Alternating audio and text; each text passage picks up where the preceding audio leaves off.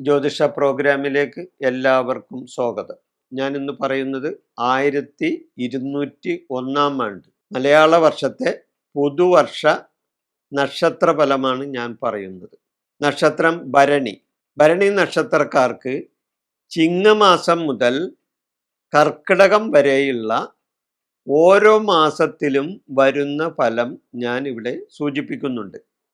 ചിങ്ങമാസത്തിൽ എന്താണ് ഫലം, അതേപോലെ തന്നെ കന്നിമാസത്തിൽ എന്ത് ഫലം ഉണ്ടാവും, തുലാമാസത്തിലും വൃശ്ചികമാസത്തിലും, അങ്ങനെ ഓരോ മാസത്തിലും നിങ്ങൾക്കുണ്ടാവുന്ന ഓരോ നിങ്ങളുടെ ഭരണി നക്ഷത്രത്തിന്റെ പുതുവർഷ ഫലമാണ് ഞാനിവിടെ പറയുന്നത്. ചിങ്ങമാസത്തിൽ ആരോഗ്യ പ്രശ്നങ്ങൾ ഈ ഭരണി നക്ഷത്രക്കാർക്കുണ്ടാവും. ആരോഗ്യമായ ചില ഹാനി, ആരോഗ്യമായ ചില അരിഷ്ടതകൾ ഇതെല്ലാം ഇവർക്കുണ്ടാവും. അതുകൂടാതെ ധനപരമായ നഷ്ടം,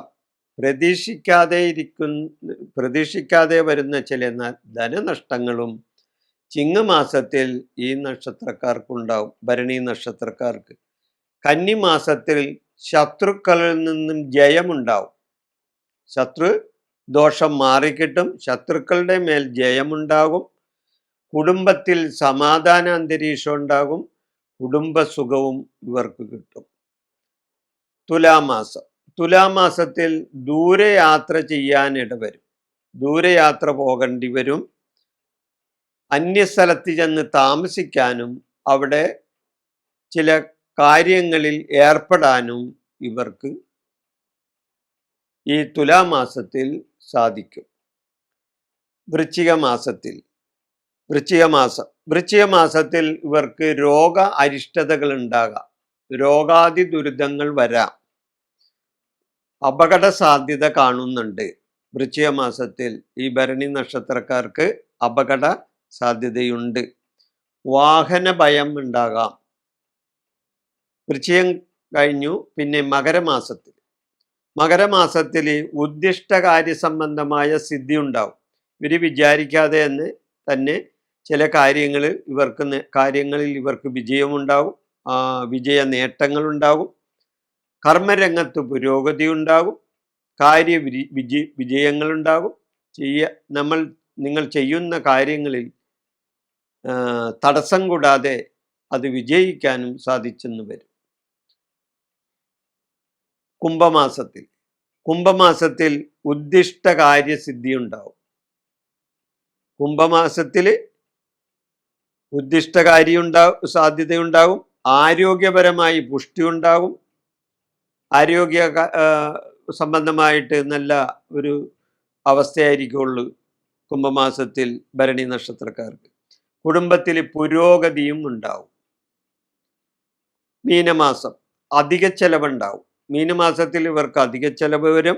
സ്ഥാനചലനങ്ങൾ ഉണ്ടാകാം, അതായത് ഏതെങ്കിലും സ്ഥാനങ്ങളിൽ ഇരിക്കുന്നവർക്ക് അവിടെ സ്ഥാനമാറ്റങ്ങൾ ഉണ്ടാകാൻ, ചിലപ്പോൾ ജോലി ചെയ്യുന്നവർക്ക് പ്രമോഷനോ അതേപോലെയുള്ള മറ്റു കാര്യങ്ങളോ, അല്ലെങ്കിൽ ചിലപ്പോൾ പണിഷ്മെൻറ്റ്, ട്രാൻസ്ഫർ, ഇങ്ങനെയൊക്കെ കാര്യങ്ങളൊക്കെ അത് എല്ലാത്തിനും സ്ഥാനചലനങ്ങളിൽ പെടുന്നതാണ്.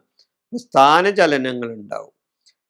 മേടമാസത്തിൽ കാര്യതടസ്സം ഉണ്ടാകാം, മനോവിഷമങ്ങളും ഉണ്ടാവും. മേടമാസത്തിൽ അത് ചെയ്യുന്ന കാര്യങ്ങളിൽ പല തടസ്സങ്ങളും വരും, മനസ്സിന് ക്ലേശങ്ങളും ഉണ്ടാകും. ഇടവമാസത്തിൽ കുടുംബത്തിൽ ദോഷം സംഭവിക്കാവുന്ന കാര്യങ്ങൾ വന്നു ചേരും. കുടുംബത്തിന് ദോഷം സംഭവിക്കാവുന്ന കാര്യങ്ങൾ വന്നു ചേരാം. വാക്ക് ദോഷം ഉണ്ടാവും, അതായത് നമ്മൾ സംസാരത്തിലെ ചില പ്രവൃത്തികൾ മൂലം നമുക്ക് ദോഷ അനുഭവങ്ങളും ഉണ്ടാകാം.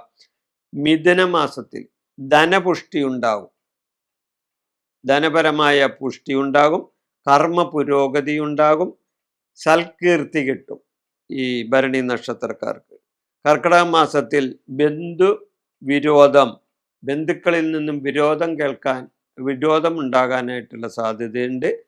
മാതൃജന അരിഷ്ടതകൾ, അമ്മ വഴിയുള്ള ജനങ്ങൾക്കുള്ള അല്ലെങ്കിൽ ബന്ധുക്കൾക്കുള്ള അരിഷ്ടതകൾ ഉണ്ടാകാനും സാധ്യതയുണ്ട്. അപ്പോൾ ചിങ്ങം മുതൽ കർക്കിടകം വരെ ഭരണി നക്ഷത്രക്കാരുടെ ഈ പുതുവർഷ ഫലമാണ് ഞാനിവിടെ പറഞ്ഞത്.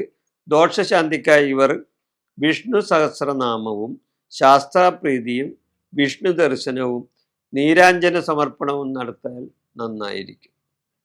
വിഷയം അവസാനിപ്പിക്കുന്നു.